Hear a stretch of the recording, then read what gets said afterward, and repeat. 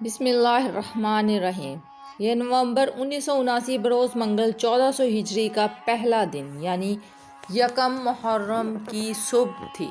امام کعبہ شیخ عبداللہ بن سبیل نے جیسے ہی فجر کی نماز کا سلام پھیرا تو چند مسلح آدمیوں نے امام کعبہ کو گھیرے میں لے لیا اور لاؤڈ سپیکر پر اعلان کیا گیا کہ ہم نے حرم شریف پر قبضہ کر لیا ہے، خانہ کعبہ کے 51 دروازوں کے محافظوں کو قتل کر دیا گیا ہے اور میں کمانڈر جہمان بن سیف العتیبی مخاطب ہوں۔ لوگوں تمہیں مبارک ہو، آج محمد بن عبداللہ یعنی امام مہدی تشریف لا چکے ہیں، سب لوگوں پر فرض ہے کہ ان کی بیعت کی جائے۔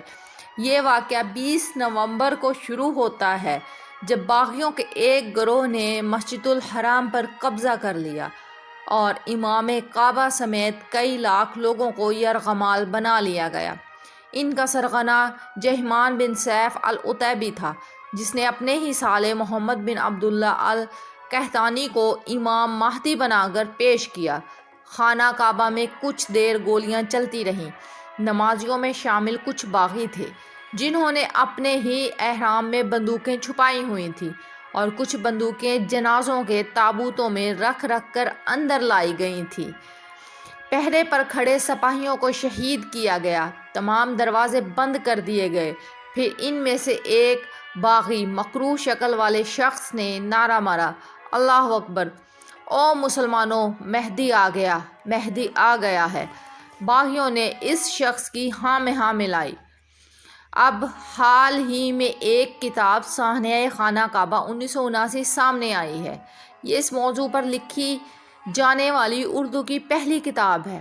اس کو دارالحسن نے شائع کیا ہے، جو کہ زیادہ تر مفتی اعظم شیخ بن باز کے تحریر کا ترجمہ ہے اور اس کا مصنف پاکستان نیوی کے کمانڈر ہیں۔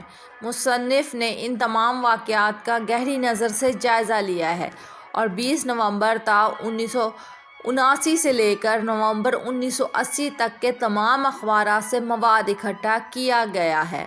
چند انگریزی کتب سے استفادہ کیا جو شائع ہو چکی تھی۔ اگر ماخذ کے استناد کا سوال اٹھایا جائے تو بآسانی فیصلہ کیا جا سکتا ہے کہ یہ ایک مستند کتاب ہے۔ قارئین کرام، اس وقت حرم میں غیر عرب زائرین کی بہت بڑی تعداد تھی۔ ان کو سمجھانا مشکل تھا کیونکہ انہیں عربی زبان نہیں آتی تھی، لہٰذا انہیں جانے دیا گیا۔ عربی بولنے والے خصوصاً نوجوانوں کو روک لیا گیا، انہیں مہدی کی بیعت پر مجبور کیا گیا اور ساتھ ہی رکھا گیا۔ اس کے بعد سنسنی خیز تفصیلات کا سلسلہ شروع ہوتا ہے۔ مصنف واقعات کے بیان میں اپنا تجزیہ پیش کرتے ہیں۔ وہ ان کی بالغ نظری اور وسعت معلومات کا ثبوت ہے۔ اس سے معلوم ہوتا ہے کہ عالمی منظرنامے سے مصنف پورے طور پر باخبر ہیں۔ مثلاً امریکہ کی یہ کوشش کہ سانحے کی ذمہ داری ایران پر ڈالی جائے اور باغیوں نے حرم کے میناروں پر اپنے سنائپرز تعینات کر دیے۔ لوگوں سے زبردستی محمد عبداللہ بن القحطانی یعنی کہ جس کو امام مہدی کے طور پر پیش کیا گیا تھا، اس کی بیعت لی جانے لگی۔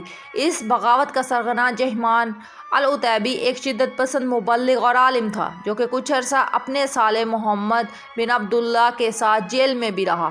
اسی جیل میں جہمان نے اپنے سالے محمد بن عبداللہ سے کہا کہ مجھے خواب میں دکھایا گیا ہے کہ تم مہدی موعود ہو۔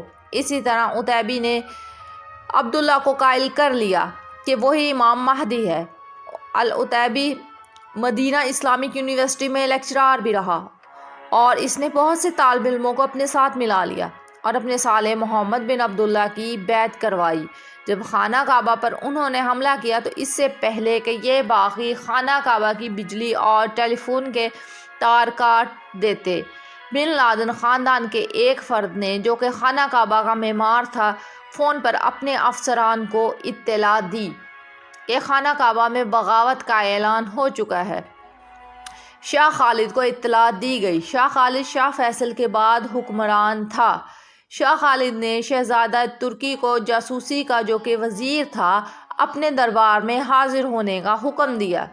شاہ خالد نے ترکی شہزادہ اور وزیر دفاع شہزادہ سلطان ترکی کی نگرانی میں بہت بڑا اجلاس منعقد کیا، جس میں شاہ خالد نے اعلان کیا کہ ہر صورت میں ہم خود ہی صورتحال سے نمٹیں گے، نہیں تو ہماری ساری دنیا میں رسوائی ہو جائے گی۔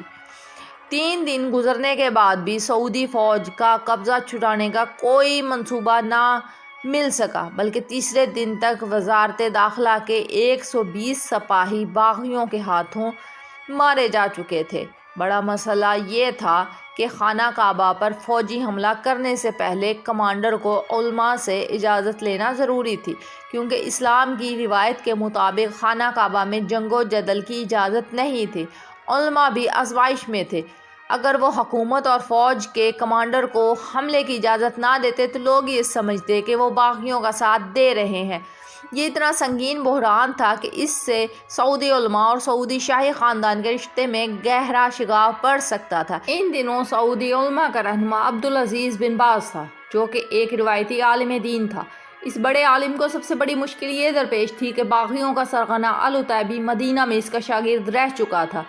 جب سعودی حکومت اور سعودی علماء کے مذاکرات ہو چکے تو علماء نے حکومت کو خانہ کعبہ پر فوجی حملے کی اجازت دے دی۔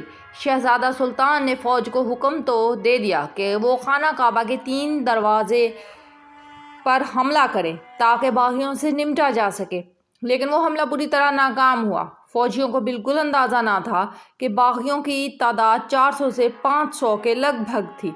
ان باغیوں میں سعودیوں کے علاوہ یمنی، کویتی، مصری اور چند سیاہ فام افریقی بھی شامل تھے۔ انہوں نے بہت سارا اسلحہ خانہ کعبہ کے تہہ خانوں میں چھپا رکھا تھا اور میناروں پر مورچے سنبھال لیے تھے۔ جب کوئی بھی سعودی فوجی خانہ کعبہ کی طرف بڑھتا تو باغی ان میناروں کے مورچوں سے گولیاں مار کر اس کو قتل کر دیتے تھے۔ 5ویں دن سعودی وزیر دفاع سلطان کے کہنے پر چند فوجیوں کو ہیلی کاپٹر کے ذریعے رسیوں سے خانہ کعبہ کے صحن میں اتارا گیا، لیکن باغیوں نے انہیں فوراً ہی اپنی گولیوں سے بھون دیا۔ اب فوج کے سربراہ شہزادہ ترکی الفیصل کو باغیوں سے مقابلے کی ذمہ داری سونپ دی گئی۔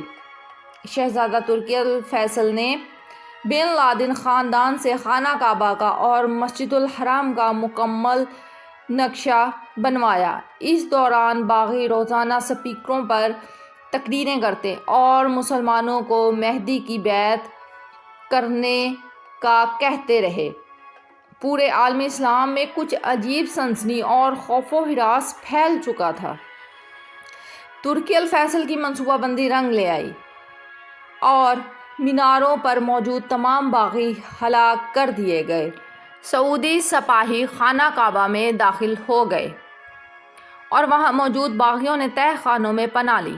باغیوں کی لاش میں محمد بن عبداللہ قحطانی کی لاش بھی موجود تھی۔ اس کے باوجود بھی باغی اپنے سرغنہ العتیبی کے ساتھ تہہ خانوں میں موجود رہے اور ہتھیار نہ ڈالے۔ اب منصوبے بنائے جانے لگے کہ کیسے باغیوں کو تہہ خانوں میں ہلاک کیا جائے۔ ایک مشورہ زیر غور آیا کہ تہہ خانوں میں پانی چھوڑ کر اس میں کرنٹ چھوڑ دیا جائے، لیکن پانی کی قلت کی وجہ سے اس پر عمل نہ کیا جا سکا۔ ترکی الفیصل کو جب کچھ سمجھ نہ آیا تو دنیا کے نامور جاسوسی ادارے ISI پاکستان سے رابطہ کیا گیا، جن کے کہنے پر پہلے تہہ خانوں میں زہریلی گیس، پھر سوراخوں میں سے گرینیڈ بم پھینکے گئے۔ آخر کار 15 دن بعد 400 کے قریب باغی ہلاک ہو گئے اور 120 زخمی باغیوں نے ہتھیار ڈال دیے۔ انہی زخمیوں میں ان کا سرغنہ العتیبی تھا۔ اس جنگ میں 441 حاجی اور 560 سعودی فوجی بھی شہید ہوئے۔ اللہ اکبر۔